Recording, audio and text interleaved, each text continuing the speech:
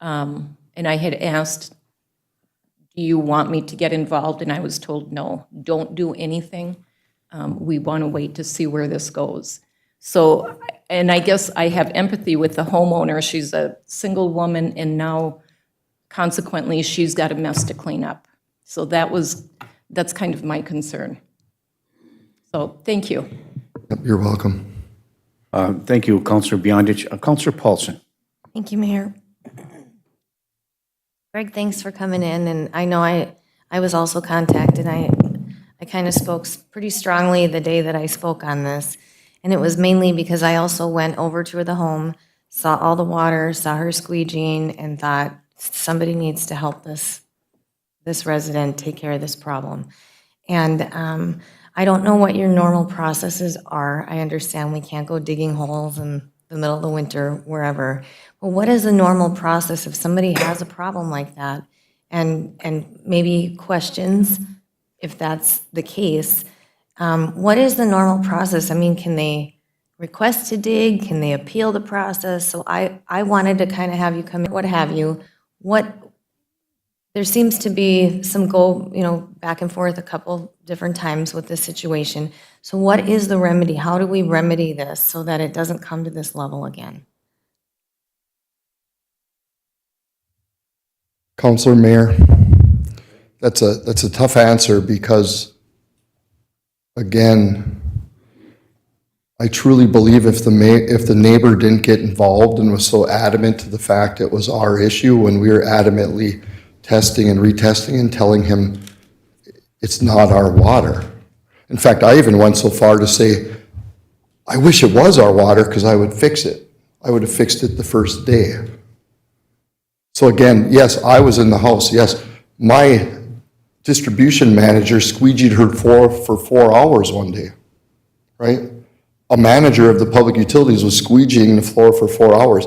Do we take this seriously? Yeah, we take it very seriously, but when it's not a public utility water main break causing the infiltration of water, how far do we go?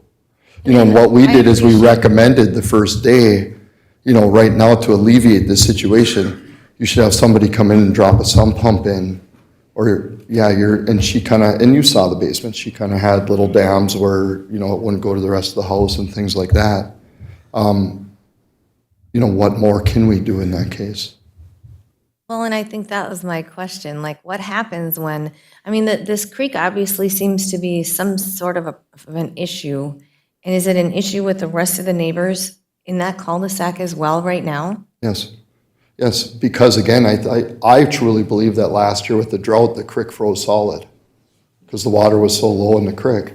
So now the water that's running over the weir, which typically the water runs over the weir, has nowhere to go. And somehow I shouldn't laugh, it's not funny, but somehow it found its way into this bathtub around these warm basements where there's no frost. Because there's a neighbor with 2 sump pumps that are running. Keith Hendrickson has water coming up from the creek to almost his walkout basement door right now. And is that an issue that we should be addressing? It's an issue that we brought up to Public Works the first day that we were there, saying, yeah, we got to open up the creek. And again, then we get, snow and snow and snow and snow, where, Public Works is going to try to help with the situation as well. So just to go back, and I don't mean to keep going on, but just to go back, if there is some sort of an issue and there isn't a remedy or or a consensus to get to a remedy, how do we go about so that it doesn't go to day 18 or 19? Like, there just seemed to be so much back and forth, and I don't know what that would look like, but it would have been wonderful if she could have had that sump pump installed right away. But apparently the contractor didn't want to do it because they didn't know where the water was coming from. So how does that, I don't know that these things happen often, Greg, but just in the sense that they do, what would be the process? It doesn't happen very often, you're exactly right. And again, if there wasn't an interjection, she totally understood what we were telling her. She could have protected her property, and day one, the contractor showed up. And I don't think it was her, my opinion, don't think it was her who made the decision not to put the sump pump in. It was the person who probably called you that was pretty adamant to the fact that it's our problem. And it was not. So I don't know how you want me to answer that when we were there saying, yeah, you need to get a sump pump in because you need to protect your property. And then as different contractors came, oh, there's chlorine. Yeah, we went back and tested, we correlated.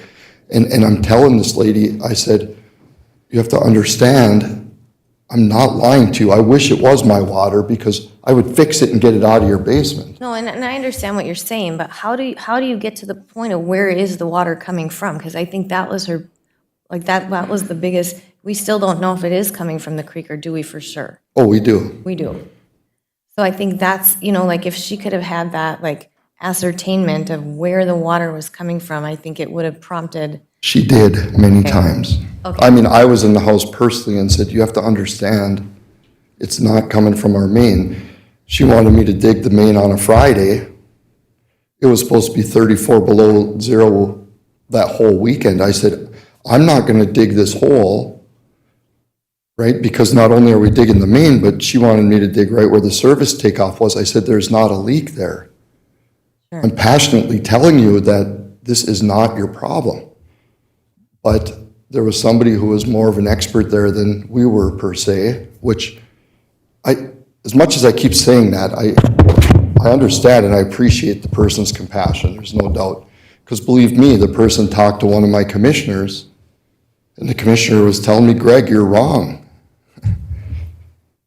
And I said, you know what, again, I can't emphasize enough, other communities that can't find their leaks, call us to come over and find them.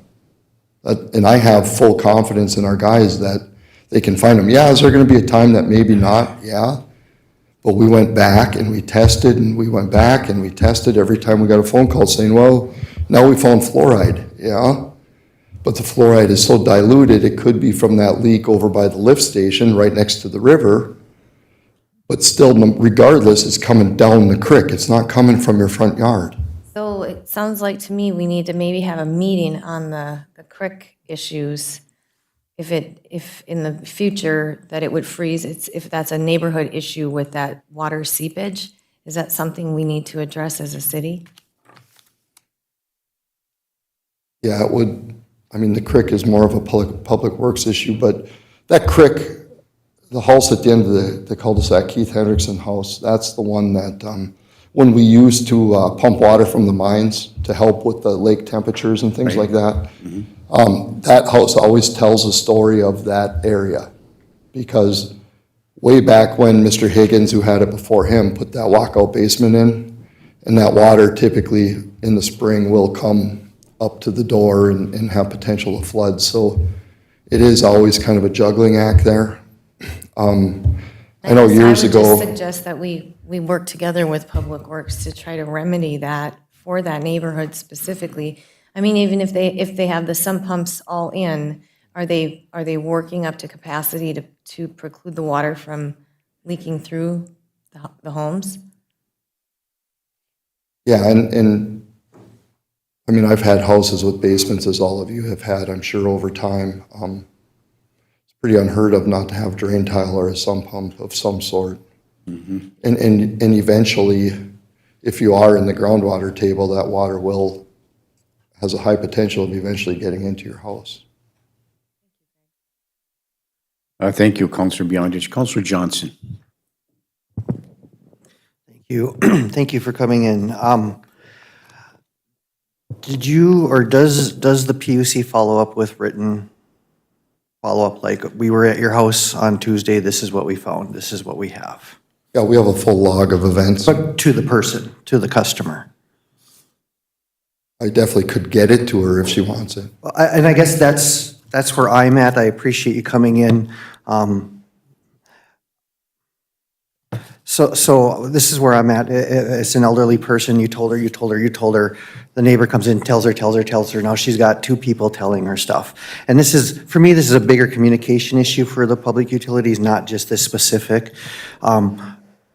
I feel it would be very helpful as a solution that when you have a very specific complaint from a customer, if you sent them a follow-up saying, just like we do, thank you for your email, we're looking into it.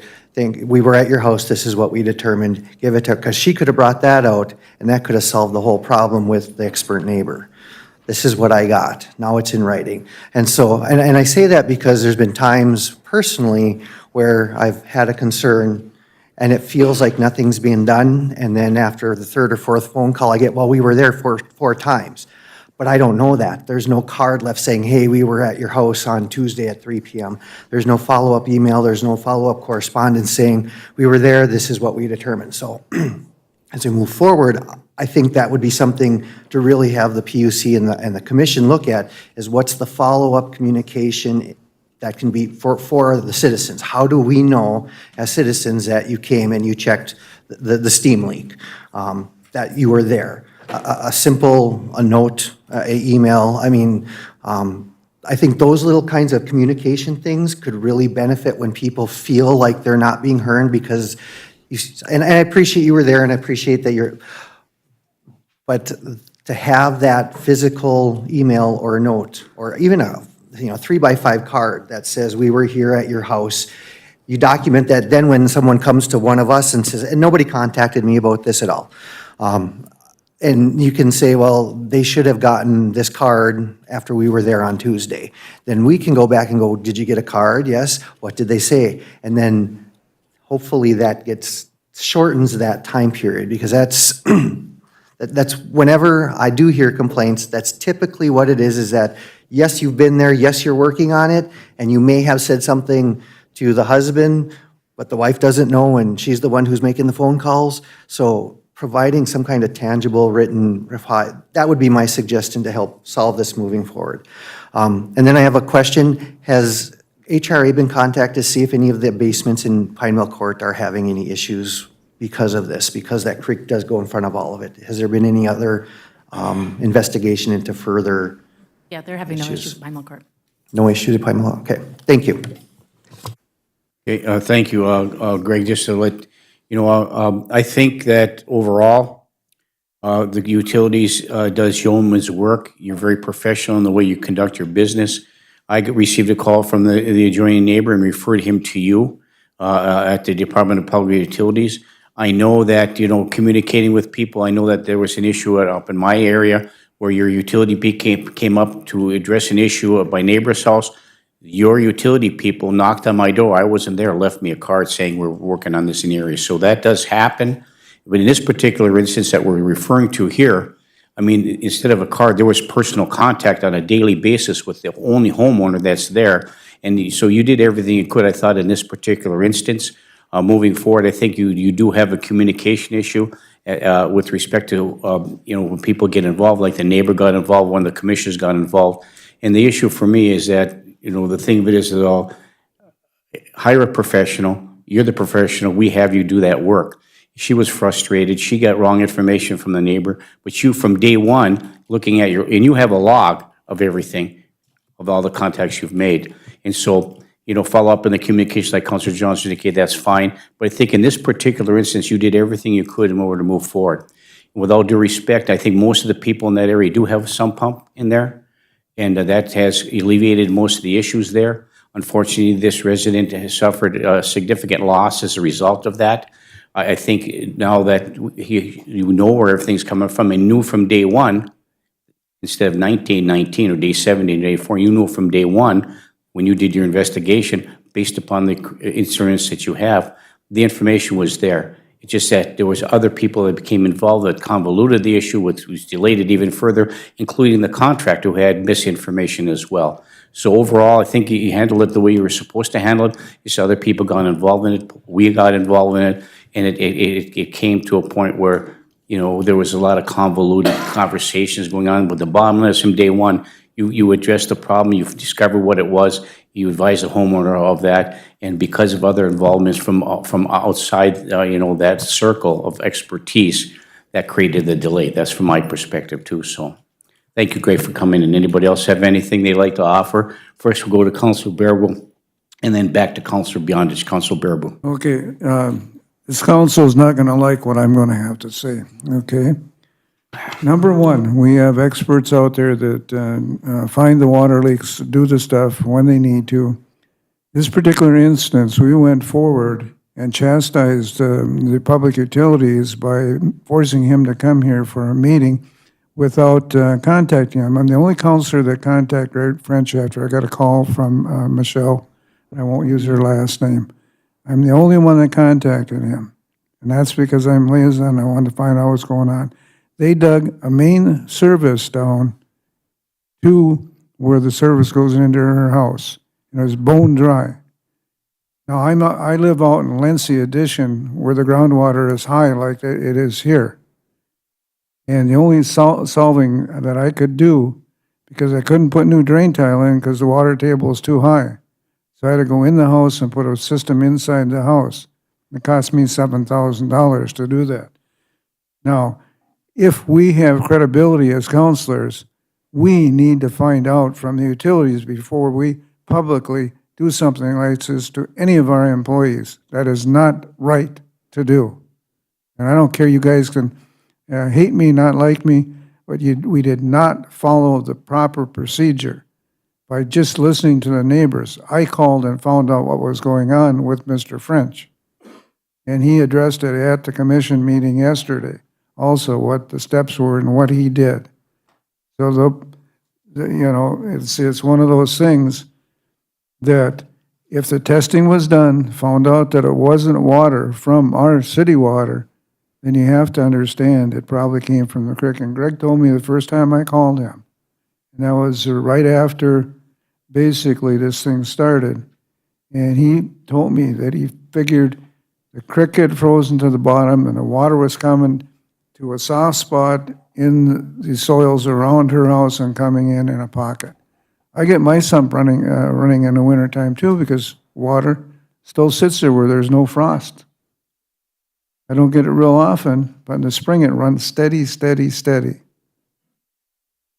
So in the future, we need to address with our professionals and talk to them before we do something like this again and bring them before this council without proper contact either with our administrator or mayor or whatever before we bring them in front of this council to take it out on them. Now, you guys are pretty lenient on them compared to when we were talking about it to have Mr. French here. If we go back and look at the tapes, we were pretty harsh. So that's my stuff, and I don't care if you guys don't like me for what I said. But I followed through on that, and I talked to the lady a couple times about that, and that I have to give Maya credit. She's the one that gave me the phone number and asked if I would call her. And I did, since I'm liaison to the utilities, and that's when I followed up with Greg, right away after that, and after I talked to the lady. So, thank you for hearing me and listening to me. I'm sorry I'm harsh on this, but it has to be said. Thank you, Councilor Bearaboo. Councilor Beyondich. If he has something to say, it's okay if Mr. French had something to Okay, say. please, Greg. Yeah, the only thing that I intended to say, and again, I just kind of started rambling there. We have a major concern now in that cul-de-sac because we dug some gopher holes. In fact, our correlation equipment at the end of the cul-de-sac showed something that possibly could have been a leak. We dug it and it was a pipe bend, because it heard a little bit of water hammer or whatever in that bend. So now we've dug gopher holes and up and down that street. And my main concern is the fact that besides digging those holes and exposing that pipe to winter elements and now different, gravels and soils and frost, that there will be some type of an issue. Not only the gopher holes alone, but also I think we turned that main off 5 to 10 times, doing different tests and things like that. So I did explain to the homeowner and the neighbor that there's a really, really, really, really good chance there's going to be some type of a break in this cul-de-sac. And the last thing I want is people coming to me or the public utilities saying, well, see, there was a break. Because as of today, there is not. And again, that's part of the reason why we don't like to dig holes when it's 34 below or in the winter through frost. Thank you, Greg. Counselor Beyondich. Thank you. And once again, I think communication is key. I know I tried not to get involved until it was at the very end, because I knew that you had been going back and forth there. And speaking of the creek there, I do think we need to address, and because with the lake freezing completely over and that creek freezing completely over, we need to know if there are going to be more problems there because of that, and how are we going to address them? So if I need to make a motion, or I think we need to, We have our Public Works Director in the audience. Maybe it would be a good time to bring him up to ask him some questions. We have been talking about this, and they have been working with public utilities as well okay, throughout this all. So we do have information we can probably share. They do have plans this spring, this winter still, to go dredge out some of the ice, and this spring they're going to start doing more dredging. If you remember, every few years, we do dredge that creek anyway because it gets too muckied up with weeds and such. Right. And it's time to do that again, which will help allow the flow. and with that freezing completely over and the water still being able to move, how does that affect any of the homeowners along that whole creek bed there? Greg? I by no means am a hydraulic flow expert, but in my opinion, this is kind of like a 100-year storm or a new scenario that we had, a drought that we did last fall. And I truly believe that the creek was so dry that it just froze solid to the bottom. Just so everybody here is also informed, public utilities used to discharge into that lake, so there was a lot of additional flow coming into the lake. Middle Steel, I worked out a diversion structure with them years ago when I was the city engineer. And they haven't been pumping into the lakes at all, so we're not adding anything. We're actually back to the natural condition of the lake in which the weir was designed for. So I think Public Works, what Britt just mentioned, is key to just keep the creek flowing. I know years ago we did a full dredging project all the way behind Vern's greenhouse there in Stony Brook. And if it does freeze at the bottom, just stay on top of it. Okay, so it Again, this is a whole different scenario because of the drought, in my opinion. right, and I know that was, I had thought of that with the steam plant not producing all of that water going in and keeping that water warm, and everything freezing. And I know we talked at one meeting a while ago about when steam shutoffs were going to happen around town, the level of the water lines that are buried in the city, if we were going to have more water line breakage because of that. And not that this was a case where it was, but I know we had discussed the water lines and the depth that they're buried, and once the steam was shut off, it wouldn't be warming the ground around it. So just curious to know if we've had more of that happening around town. No, actually, I've been pleasantly surprised that we haven't had any water freezes, because there are some water services that people put right next to the steam service to the house, and we're very concerned about it. But again, we've had an awful lot of snow this winter to insulate them. The other thing that I will say is I anticipate this year to be a pretty busy March for water breaks, because mining is what supports our region. But when United Tac went through the upper layers behind Ridgewood, as all of you remember, we had an awful, I think we set an all-time record for water leaks, or a lot of the leaks. I contribute more to the mining efforts than anything that we've seen as a consequence of the steam shut off. But again, as they get down into lower levels, it goes away. It's just as they go through the top. Okay, anything else from Mr. French? Greg, I want to thank you for coming in. We appreciate it very much. Just keep on doing what you're doing.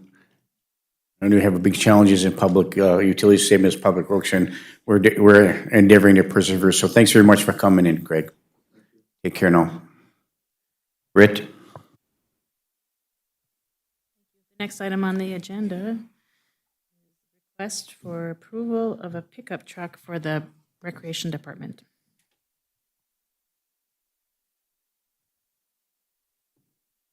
If Brian Okay, or- Brian, anything Brian or you Jim want to? wants to be the one to come up about this one?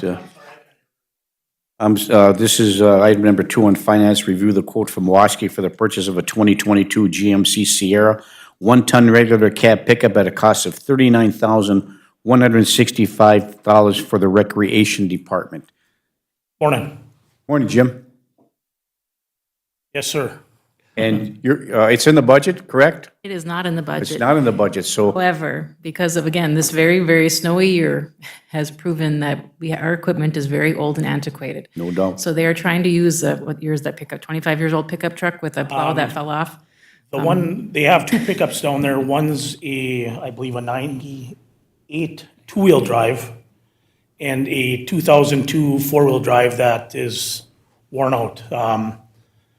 We literally bolted the plow on it to get it through what we're going through yet. So it's struggling to get through, so I feel we really need to update it. Okay, thank you. Sherry, do we have the ability to purchase this out of our 2022 budget? Yes, we do. Well, and then I was gonna ask Jim, is this also has the plow with it, right? We actually bought a plow separate Yeah, okay. because the plow that is on there now it's worn out. The pins don't, we oversized the bolts, we drilled things out to make things get by for now. We did purchase a new plow, we got a good buy on it, it's actually got hydraulic down pressure. We paid less for that than what we would have paid for any other, that's a top of the line plow, and we paid less than we would have for an average plow. So with that being said, also that plow can put hydraulic down pressure on and help with that parking lot, and it is a V plow also. Kind of give you a little back history, that's how we got here, is we needed to get a new plow because the one that was on the existing park truck fell off. So they bolted it on the truck, and Jim said, we really need a plow that can put down pressure, because if you're at the MEC parking lot, you notice there's always a little bit of layer of snow in the parking lot because they don't have enough pressure to scrape. So they bolted the plow on the truck, and Sherry and I said, well, let's get a new plow for sure. We got the new plow, and Jim went to go put it on the old truck, and Jim said, I can't even attach it to this old truck. He said, you really, really need a new truck at this building, especially if you're gonna be using it to plow the MEC parking lot, which we are. So then in the series of conversations, we ended up getting quotes for trucks. They happen to have, the lowest bidder happens to have one in stock. It's a very good price. It's exactly what we're looking for, and it would take the new plow that we were gonna put on the old truck. Very good. Thank you, Britt. So we have the quote. Actually, I believe that wasn't the low bid, it was the available.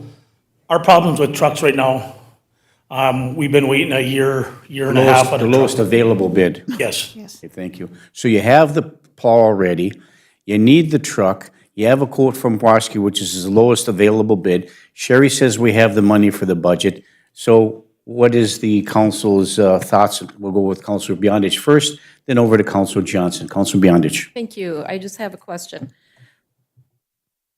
When you say we have the money, where does it come from? Is it in a general Contingency fund. fund? Contingency?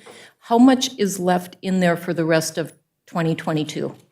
It'll be over 100,000 that's left in there, and I can get you the exact figure out of the contingency fund. And then we track this separately, so that whenever, it'll be coded as an asset to Public Works or Park and Rec, Recreation. But obviously, it's not coming out of their budget, it's gonna come out of the contingency fund. So we just have to track that and make sure we don't overspend. Okay, I have to think about that for a minute. Thank you. Councilor Johnson? Brian, what purpose does the truck serve for the other 3 months of the year it's not plowing snow? We have two vehicles there. It would be used for various other things, such as when we need to run pickup supplies, when we are moving people and equipment, we'd be able to use it for those things. So it would be used year-round, not just during the snow time. And these are parked, we have the ability to, they're parked inside now more than they used to be. They are parked inside year-round. All right, I will move the lowest available bid from Waskey. Thank you. Counselor Johnson moves to approve the lowest available bid from Washke for the purchase of the 2022 GMC Sierra one-ton regular cab pickup from Washke at a cost of $39,165 for the Recreation Department. Is there support? All support, Mayor. Support by Counselor Baraboo. Is there any further discussion? Counselor Beyondich. Thank you. So Sherry, not not that I want to keep going on this, that contingency fund has $100,000 in A it. little more than 100,000. So can I get Yes. a running track of that? So when a department comes to us for a piece of equipment, it doesn't come out of their budget, it comes out of contingency? When a department or contingency is just that. If something comes up during the year that's not budgeted and we really need it, it comes out of that contingency fund, which sits in the general fund. Okay. The error that you could go into is, oh, we'll just take it out of the contingency fund and not keep track of how much you budgeted in the Right. contingency fund, and you overspend. Okay, So that, we keep a separate tracking of that. okay, all right, thank you. Thank you, Counselor Beyondich. So it has been moved and supported. Is there any further discussion? Hearing and seeing none, all those in favor signify by saying aye. Aye. Aye. Opposed? Motion carries. Thank you, Jim. Thank you. Thank you, Brian. Thank you. The next item on the agenda is review the proposed purchase of fire department gear for the USAR team. Chief? Is this money that comes out of that grant you have? Mayor, council, good morning. Good morning, Chief. Yes, it is the money that comes out of that $326,000 that we were awarded by the fire safety account, which has been quite a challenge to get, but we got there. So this, everything that you see here before you in these multiple quotes are for the entire team, and that team is comprised of both Virginia and Duluth fire members. Very good, thank you. Questions, comments from the council? Counselor Baraboo? I don't have any comments about this, but as long as the fire chief is here and Matt Reed is here, there's an item that's not on the agenda that needs to be really addressed. I made a decision as vice mayor this weekend because they couldn't get a hold of anybody.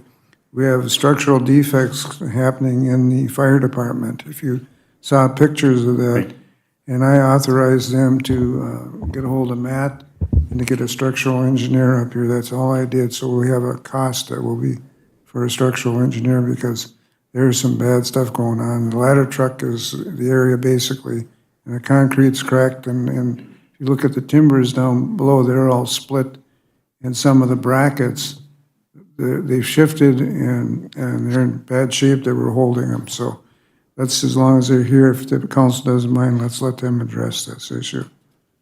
Well, let's, Don't have to sit around for the whole meeting. well, if we can, let's move on to item 3 on the agenda, and then we can discuss that item separately moving forward. So we're looking for the review of the proposed purchase for the fire department gear for the USAR team, which is comprised of members of our Virginia Fire and the Duluth Fire team. Money will be coming out of the USAR grant that was awarded. So is there any more questions, comments, or motion on the floor from the council moving forward? Councilor Johnson. Do we have a condensed version of what we're buying and the total cost being expended?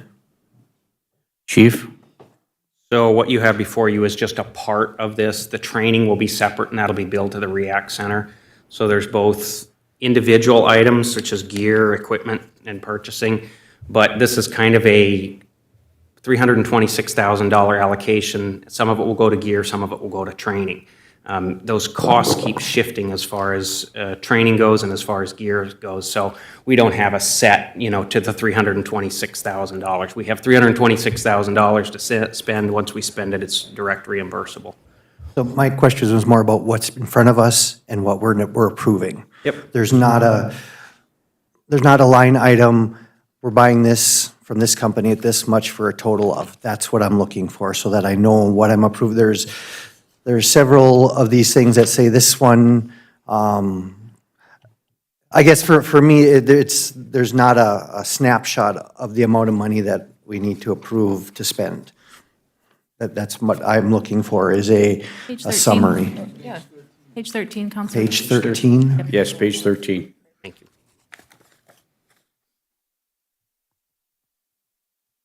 Okay, I apologize, it was, what's the total?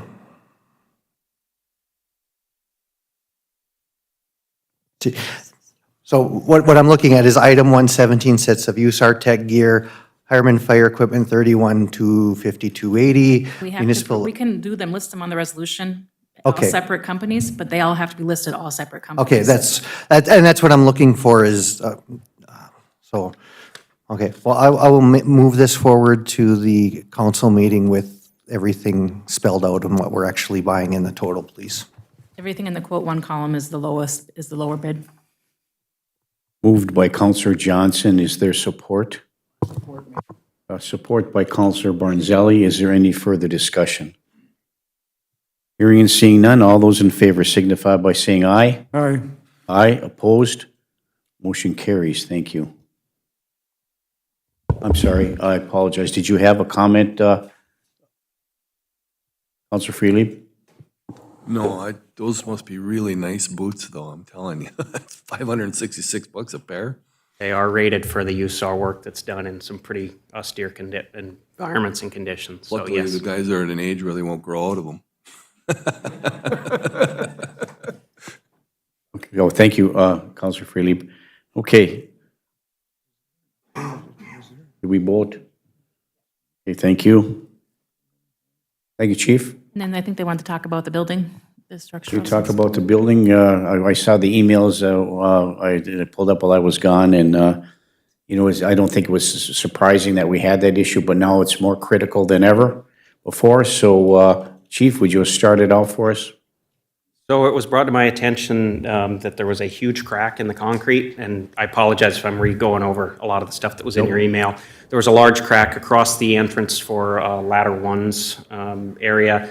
My USAR team lead pointed this out to me. We went into the basement. There was a significant cracking in the 4x4 columns in addition to what had already occurred just over the general wear and tear. I mean, these have been down there over 20 years. It's expected that there will be some, deterioration, but this was new and quite pronounced. The beams themselves had lost a lot of their structural integrity when they were split top to bottom. As Councilor Baraboo mentioned, the brackets were actually off. You could see where the floor had potentially shifted. It was concerning to everybody that looked at it, and so I began reaching out, and I was finally able to make contact with Councilor Baraboo, acting as vice mayor. He said, go ahead, get a structural engineer in there. Contacted Matt Reed. Matt did a great job working over the weekend to try to get somebody in. We got somebody in yesterday. He did a lot of measuring and a lot of head shaking, and had a lot of questions about who did the original work, and we'll just kind of leave it at that. But he did strongly encourage us that next time we try to do structural work, we don't try to do this in-house, that we actually have a professional outfit do it. Some of the feather wedges, the way that they were put in, were just not done well. Somebody tried, and it didn't really serve its purpose. So there's some significant concerns. He will be detailing a report, and that'll be sent out, and I'll share that with all of you as soon as I get that report. But it's going to need to be addressed, and it's not going to be able to wait 2 more years as it is. So my thoughts to him were, can we do something to get us through the next 2 years at least, to limp along, to make it safe, but at the same time, address this, because we couldn't ignore it. So, any questions? Yes, thank you, Chief. Just two things. As you move forward, and when this report comes forth with I'm sure there's going to be a report detailing the structural integrity of that facility, and it probably may be a recommendation within that, what they anticipate the issues are with respect to occupancy. So my question to you is, as the Fire Chief and the Emergency Management Director, we have, you're looking at the structural integrity of this building, but for me, is this something that's that you feel, or they feel, at least prior to the report coming out, that it can continue to be occupied by our staff? From what he saw. Staff, number one, and then number two, will we have to defer some of the equipment to another facility in order to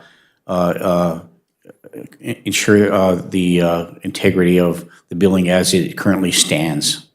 So, Chief? Mayor, Council, that was my first question, is can we maintain our presence here while while we wait for this report. And he felt that we could, but he also feels that it does need to be addressed. So, yeah, all kinds of scenarios went through my head with apparatus outside running, moving to a new location, and there are really no good options. You know, when you have aging infrastructure like that and very, very limited places that we could go or assemble our staff and equipment and still maintain the level of service that we want to provide to the community. So, yeah, it was very concerning, but he did not find anything immediately that you need to, you know, evacuate the building or anything like that. Okay, so as the report comes forward, we get the final report, recommendations moving forward, I think you'll come back to us, give us a copy of the report, and if there's a recommendation for us to have to act at that particular time and make any adjustments with respect to the service they provide, we could do it at that time. But my concern was the immediate critical analysis of the ability to continue to occupy that from the time that until the report comes. So it appears as though you can. Correct. And then, you know, there's the cost of the inspection, but there's also going to be the cost of whatever shoring or additional work is needed to make that continue to be habitable. So a contingency fund that you have, yeah, we'll see how far that goes. Well, we'll cross that bridge when you get that final report as what needs to be done there. So I'm just concerned about the integrity of the service we're providing and the safety of our employees. So anybody else have anything moving forward? Councilor Paulson? Thank you, Mayor. Is this something we could look at as an possible insurance claim? Okay, thank you. Thank you. Okay, thanks, Chief.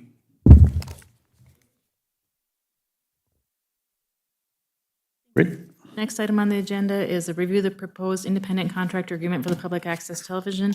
And unfortunately, fortunately, Steve Rockola's wife had to be induced early and have the baby early, so he is not here today. That happened yesterday. So if the council wants to discuss the agreement, he wrote an email, said he's okay with it as it's written, if the council wants to go ahead and discuss it, but otherwise he understands. And it just basically mirrors the contract that Terry Hardica had, correct? Correct. And then he bought that out from Terry Hardica to continue on with that specific contract moving forward. There's no request for additional pay or increase in costs associated with the service that he's been currently provided. Is that correct? Correct. Thank you, Britt. Councilor Johnson. Thank you. My concern is about the upkeep in the equipment that we own in the basement and our inability to effectively, consistently broadcast live and upload to YouTube. Even this morning, there were some challenges right away. I guess I would want to look at this contract and ensure that, one, we know the difference between the equipment that belongs to the city of Virginia, purchased with city money, and the company's equipment that is in the room being utilized for other stuff. So I'm happy that his family is growing, but I think this is a conversation we need to have with him present as we move forward. Because looking over the lease, it talks about the ability for the general public to borrow equipment and utilize it. But when I asked to borrow, I needed to go through almost a 2-hour training on using a camcorder. And that was frustrating for me because our technology is point and shoot at this point. So I like to have more information about what that looks like moving forward. How are we going to be able to facilitate an upgrade of the public access space? How are we going to advertise better that is public access space? Anybody can create their own shows, they can utilize the equipment, and some other stuff. So I'm comfortable waiting another 2 weeks or however long it takes for him to be able to be present. Thank you. Okay, thank you. We're looking for motion to table and then until we can have him coming forward or to the next committee of the whole meeting, or should we just leave up to staff? Britt, what would you suggest? Yeah, so we'll just continue to have staff review that moving forward. Thank you. Next item, please. Thank you, and I'll make sure to invite Steve to the next meeting. The next item, number 5, is update on fire EMS shared services discussions.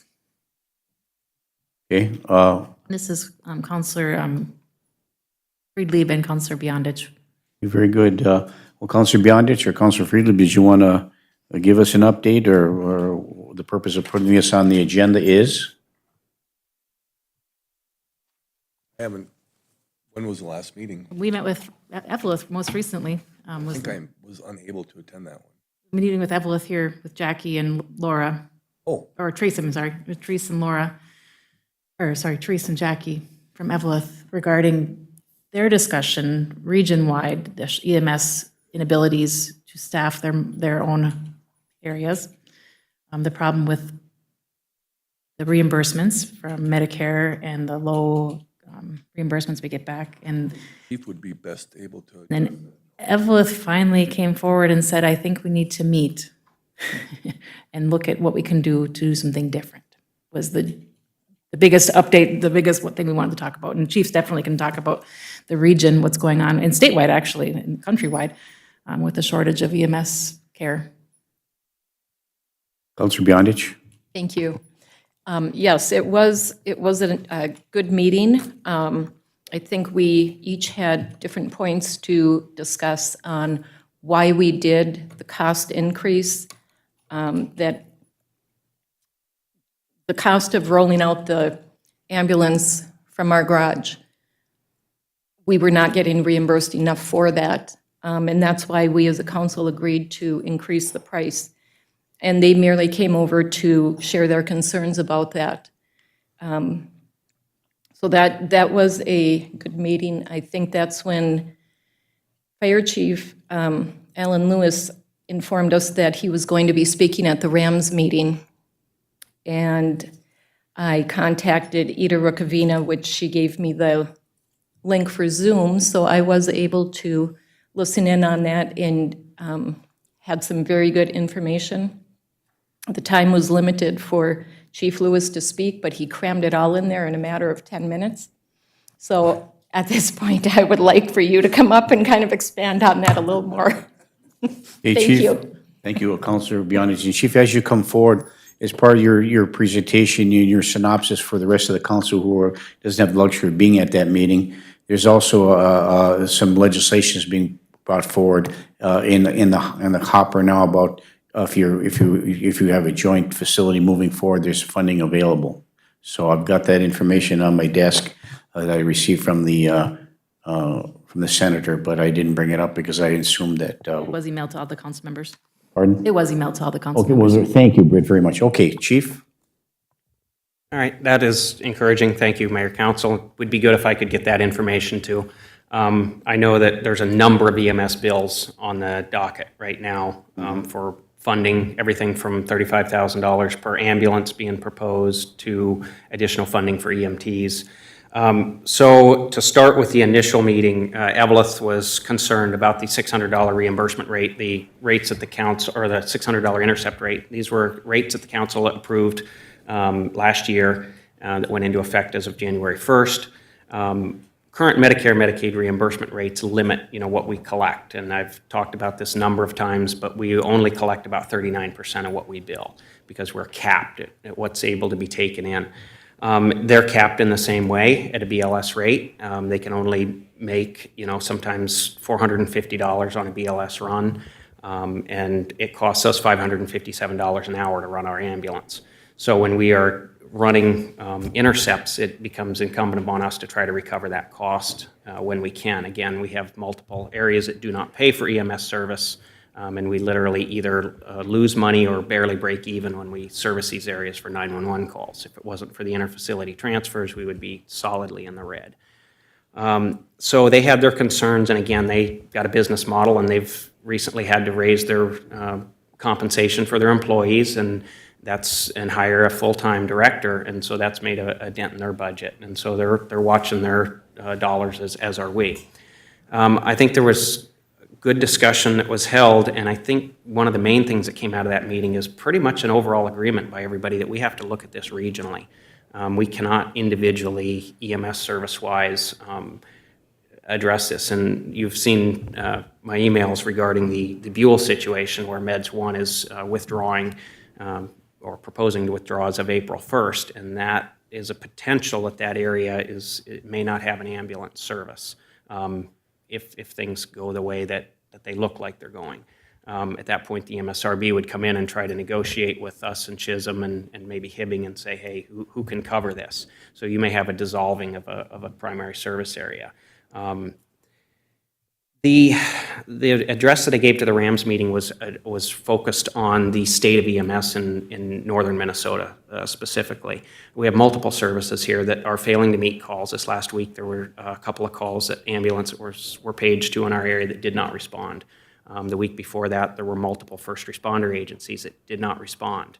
When we had our structure fire, we had 7 different departments that had to come over and help us for that fire.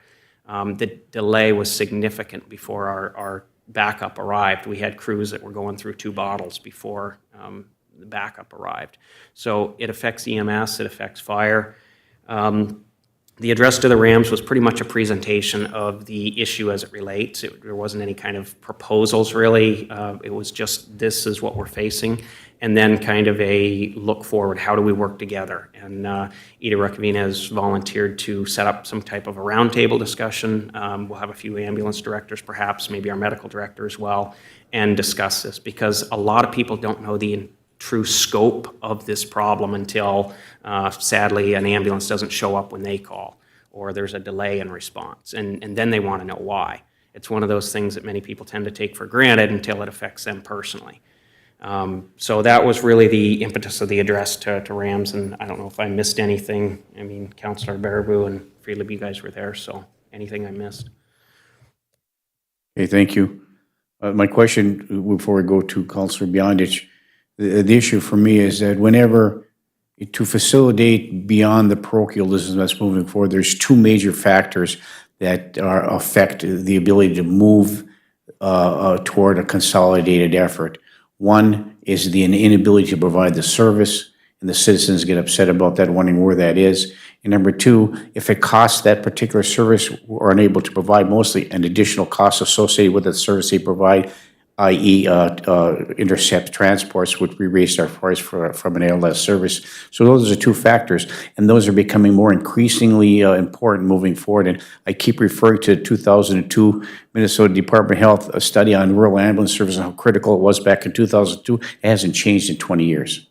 So moving forward with that, Chief, thank you for that. So Councilor Beyondich. Thank you. And I think that's kind of what I took away from the meeting that we had when we met with Evelyn. My feeling on this is the public is not aware of what is happening, of the decreasing numbers of volunteers and the ability to respond. And I wouldn't call it so much as panicking the public as educating the public as to the reality of what is happening, not only here, but it's happening all across the country. Volunteers are being pressed, and we don't have the numbers that we have for the volunteers anymore. In our neighboring communities, there again, I don't think the residents are aware of when you flat out told us what it costs to roll that ambulance out of the garage and what we get reimbursed. Our taxpayers are taking the hit on that. So we have to educate them. We have to get the word out and meet and educate the public on what is happening with that whole EMS service and how it will impact all of us when we pick up the phone to make that phone call.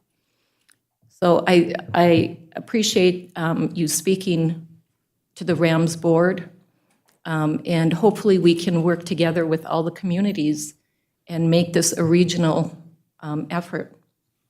So thank you. Thank you, Councilor Beyondich. Councilor Friedlieb.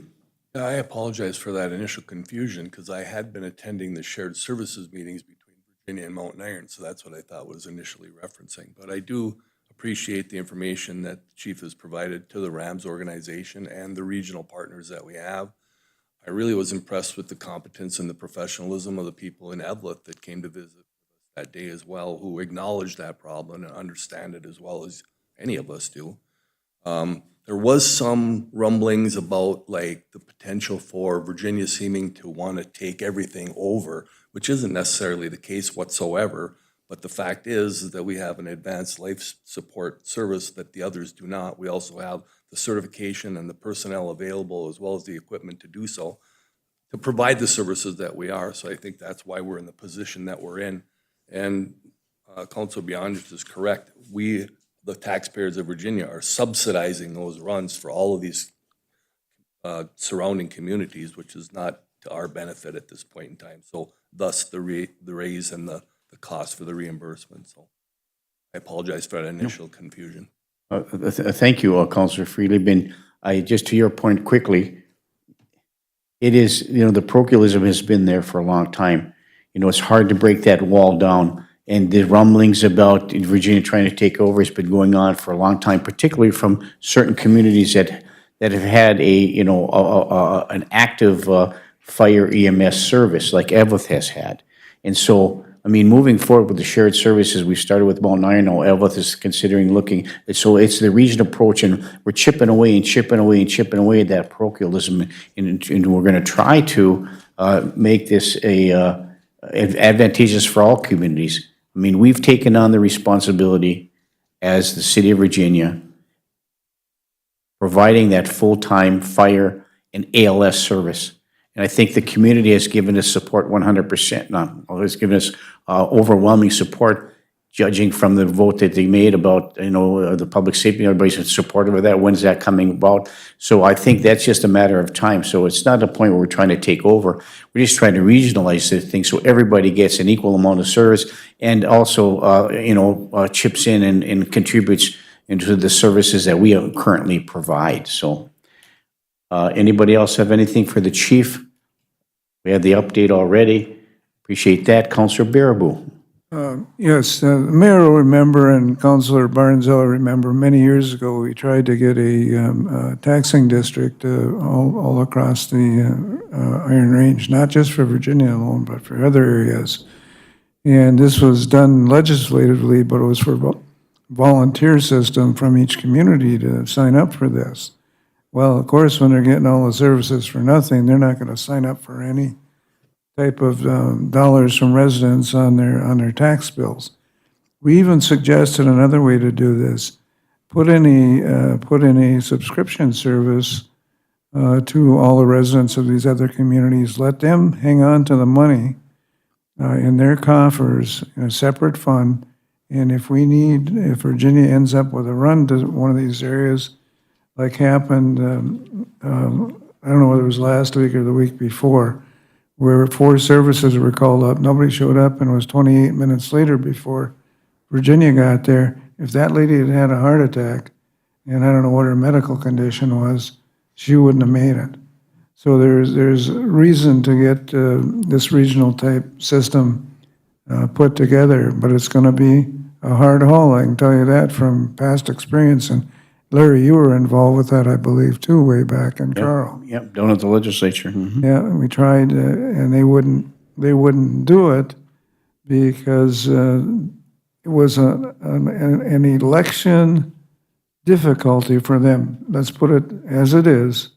They didn't want to put another tax on any of the communities when they were up for re-election, basically and simply put. But if we could figure out a way with a subscription service, a lot of the volunteer departments have something like that, but it goes directly to their department. But if we could make it community-wise, and then they put that money in bank and don't spend it on something else, if we get a cost overrun when we have to do an intercept, you just back bill, and the departments, wherever it is, can do that.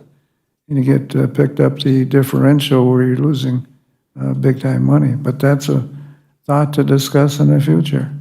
My wife thought of that one. I can tell you, she brought that forward to me and I presented it. So it's an interesting thought. But Chief needs just to keep working on this, and we need to as a council. Rams will be supportive. I think the chief saw that the other night when he was there, and Gary saw that when he was there visiting. All we need to do is anybody that wants to have stuff put through to the legislature, we have lots of key people down there that we can push it down to. We have a full-time, actually two lobbyists that work for Rams down there to get legislation and stuff through. But they have to affect the TRA area, the taconite relief area, which is 7 counties, or a portion of those 7 counties. And it has to be apolitical for an area. We do not do stuff on a political basis.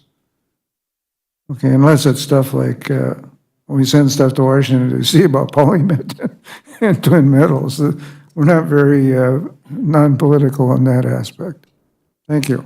Thank you, Councilor Bearable. So, thank you for the update on the shared services agreement or shared services discussion. We look forward to some additional updates with respect to that moving forward. And I know all cards are on the table, and you're discussing a significant amount of issues on how we can continue to move that shared services entity moving forward. So I thank you, Gary and Maya, or Councilor Philippe and Councilor Beyond, for sitting on that shared services agreement, shared services thing moving forward. So does anybody else have any other questions, comments with respect to this update? Did I hear that Ida Rekavina is going to be scheduling a roundtable? Is that what I heard came out of that? Okay. Those were the initial discussions. Yeah, thank you. Thank you, Chief. Okay, Britt?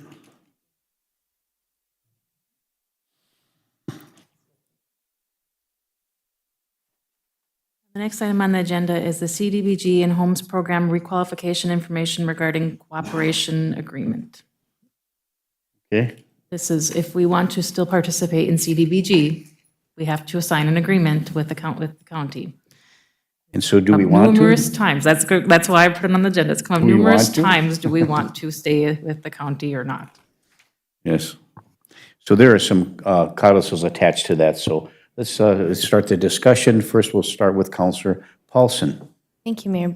Britt, what is the other alternative to CDBG? Is it strong town, small town? If we are not a CDBG city, then we would have the ability to apply for Minnesota deed funding, which is the small cities. Small grants. cities, Yeah. okay. It would be a grant process. We couldn't guarantee we'd get it, but. And do we have, I know we used to get this in the VITA meeting, the reports on what the CDBG funding was coming forward. How long has it been since we've received CDBG funding, and what was it for? We're getting money this year for our lift station project. I believe it's 60,000, John, is that correct? 60 from CDBG? John?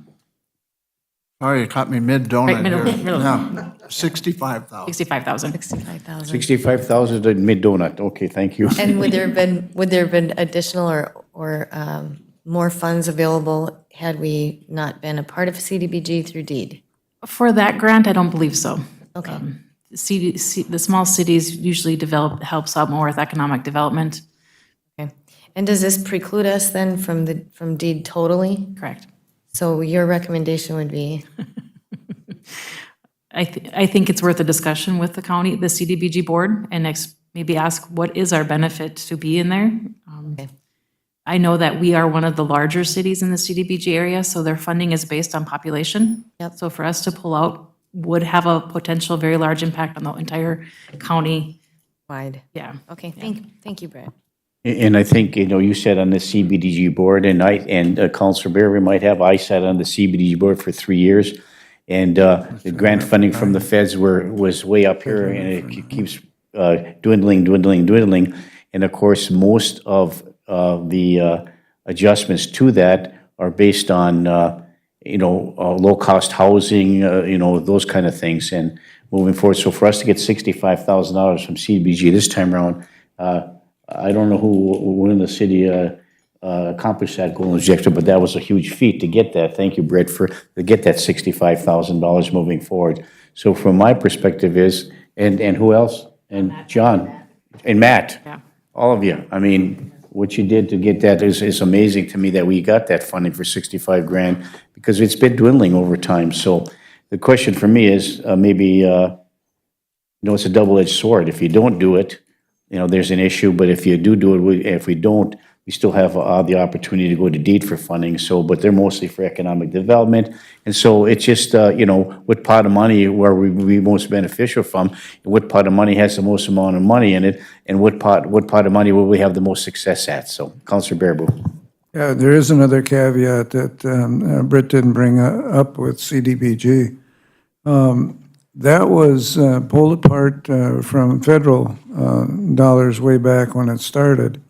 If we pull out, and that was based on population, if the city of Virginia pulls out, that basically will destroy CBDG, because there was caveats on the amount of population way back. I don't think you were even administrator back then. So we need to research this very carefully before we make a decision.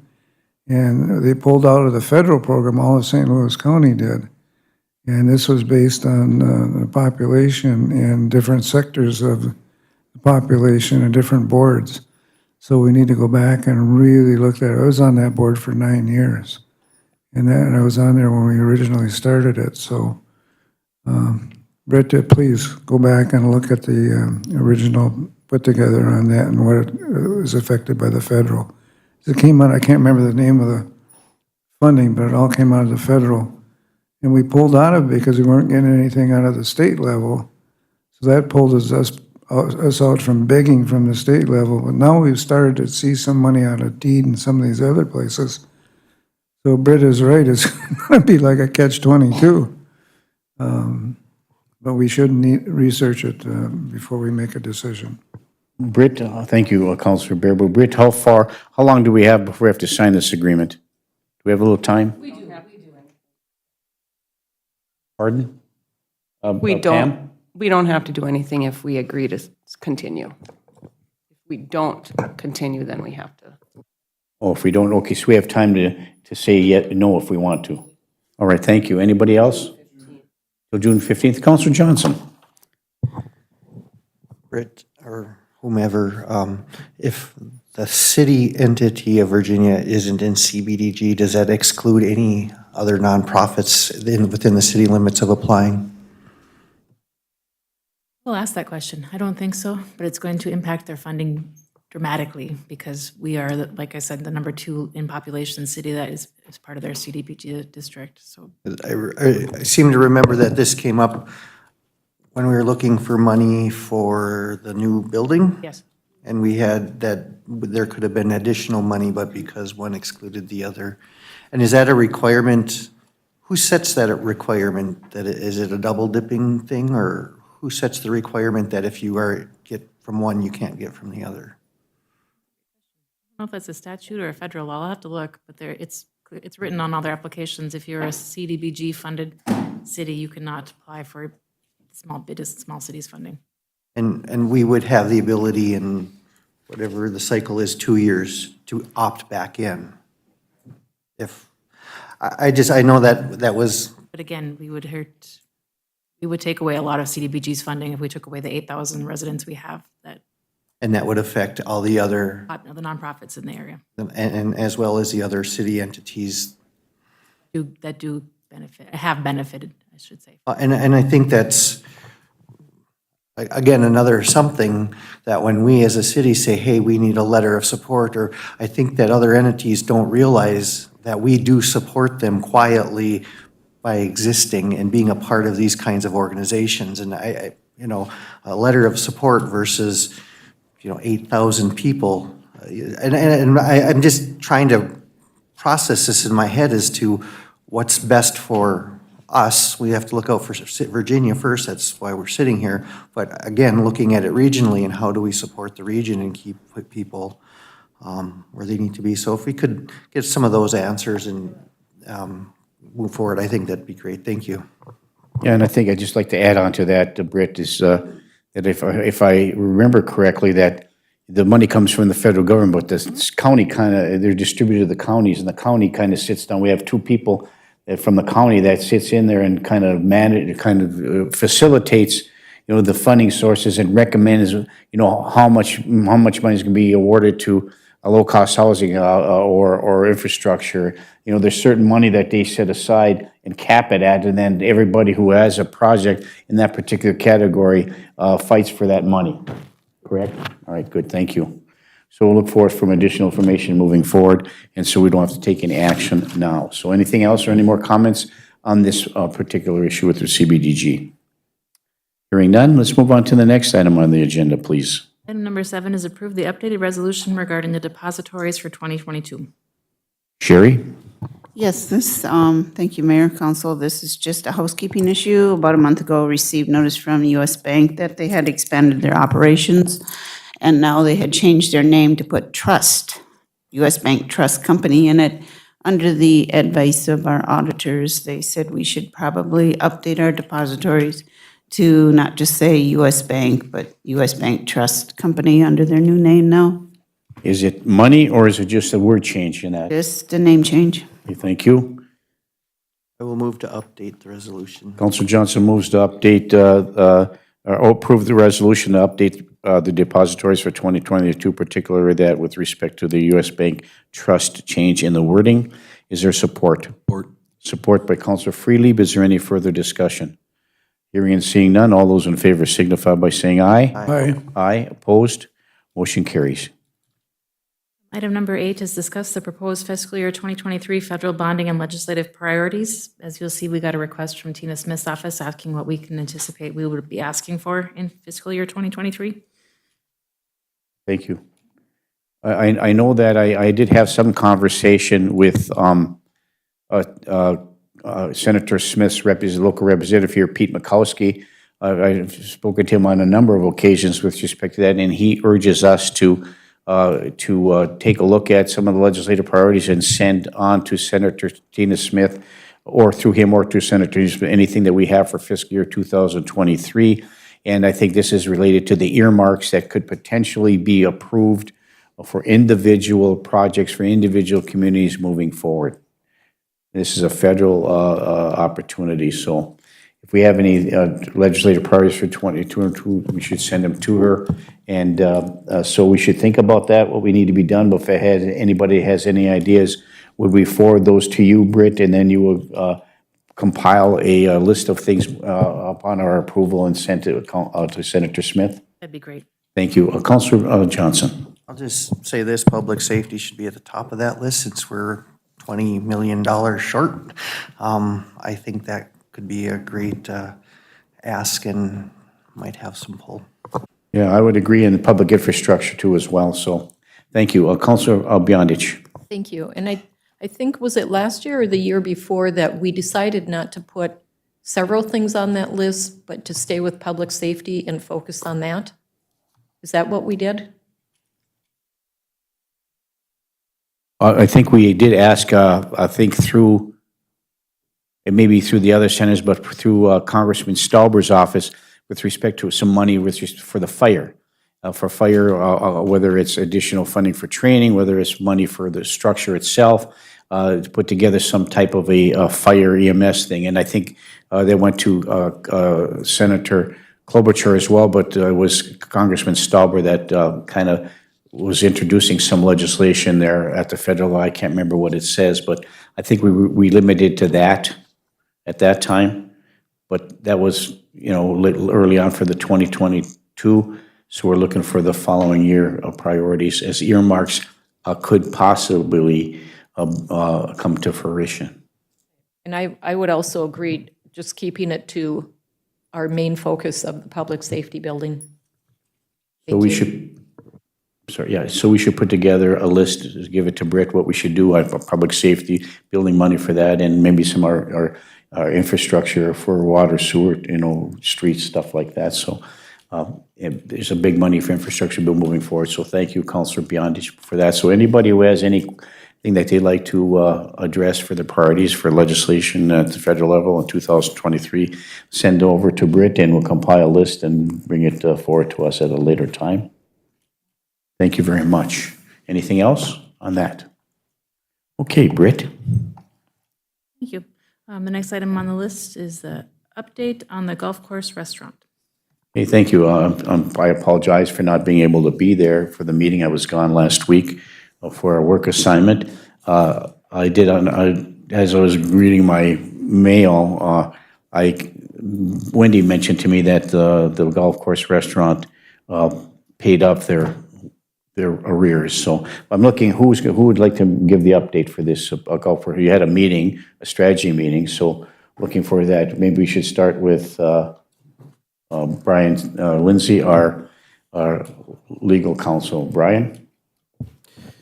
Thank you, Mayor. Just from my perspective, from the legal perspective, at the last meeting, what we discussed were the arrears, the fact that there had been a default notice provided to the Northern Divide, and that I had a conversation with the proprietors up there about some of the things that were going on. And I had summarized that in an email that I distributed to the council. At the conclusion of the last meeting, or the last discussion, what it seemed to me was becoming clear was that the arrangement that exists or is existing at the golf course wasn't working real well for the city. And it seems there's a lot of back and forth, money exchanging hands back and forth as the way the agreement is structured. And what I understood the direction coming out of that last meeting to be was that the city is looking to restructure the agreement that is there. And that's independent of any issues that were existing with regard to the current tenant there and the performance. Obviously, the update is now that it seems that that the Northern Divide has come current with their obligations, but it leaves this bigger concept that the city is looking for maybe a change in the contract to make it more beneficial for the city to have that operation occurring and ongoing.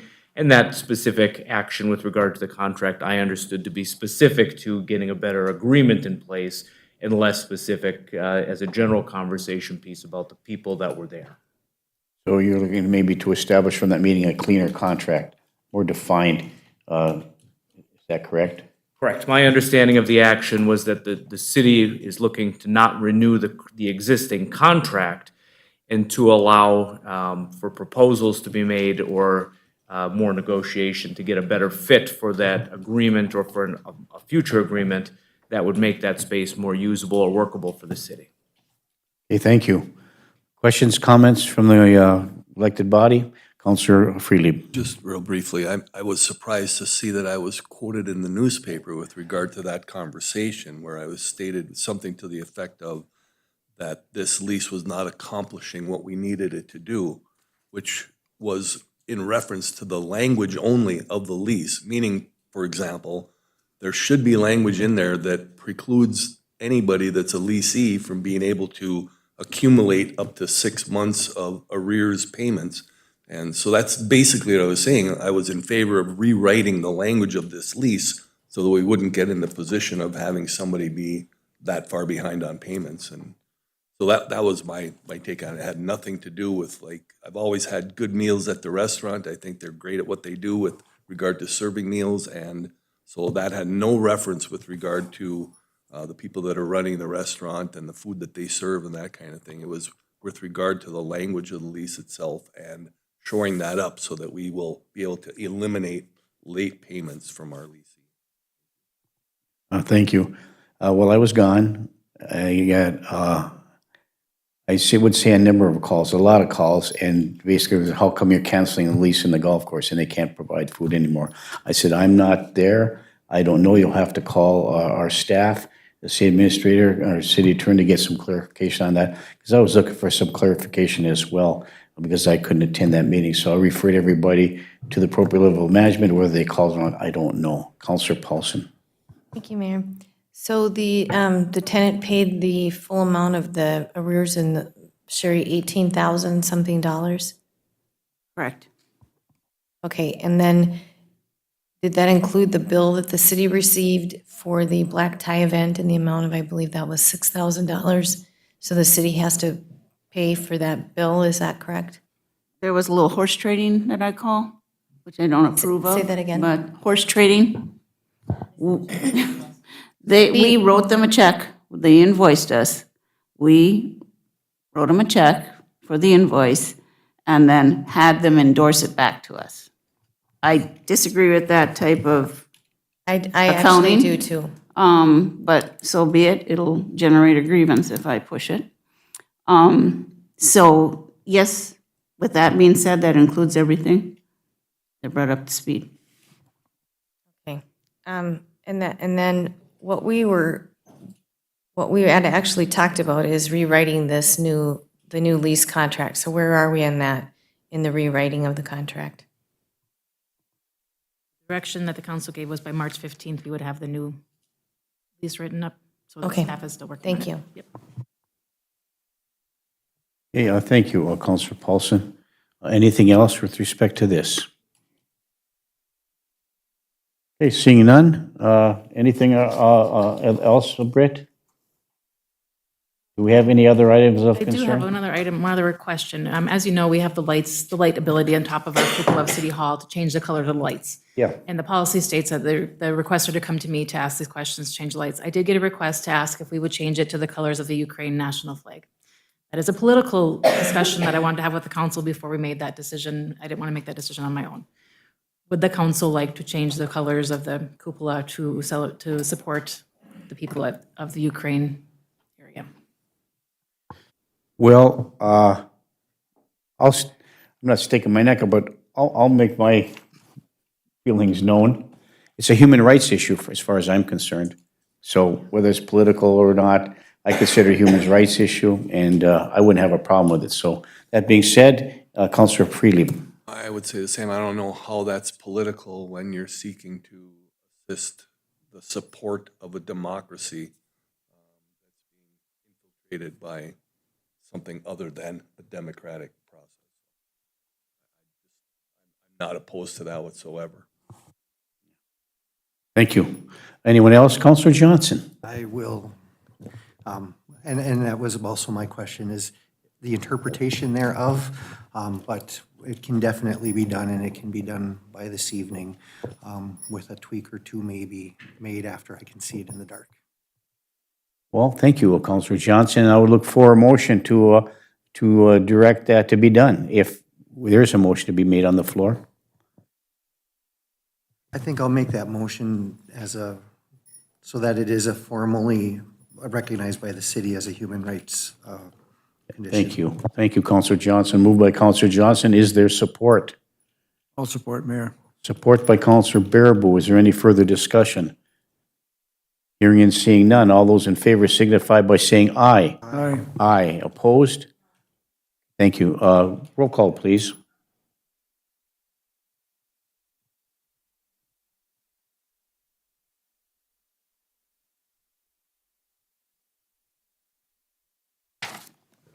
Beyondich. Johnson. Aye. Aaron Sally. Huffy. Aye. Baraboo. Aye. Friedlieb. Aye. Paulson. No. Motion passes 6-1. Thank you. Anything else, Britt? Okay, Brian, anything you'd like to add? Mayor, could I give just one update for the Please council? do. Council members, I did receive a telephone call, and I had a telephone conference with the management over at the Alice Nettle Towers about the item from the previous meeting related to the snow plowing. And I did want to just report back that management was very good to talk with. They were very good to work with, and they've indicated that they've engaged a contractor to come and remove that snow. And once the snow is removed, we'll send a member from Public Works down to check the condition of the fence just to make sure that nothing is damaged there. But it seems like that's moving forward as it should. Thank you, Brian. Anything else, Brian?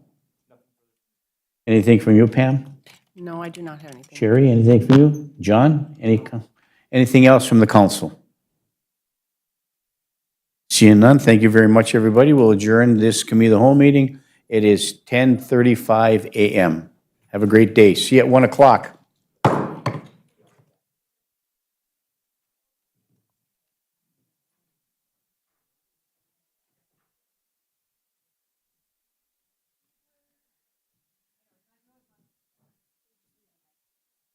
No. They'll be dead. Oops.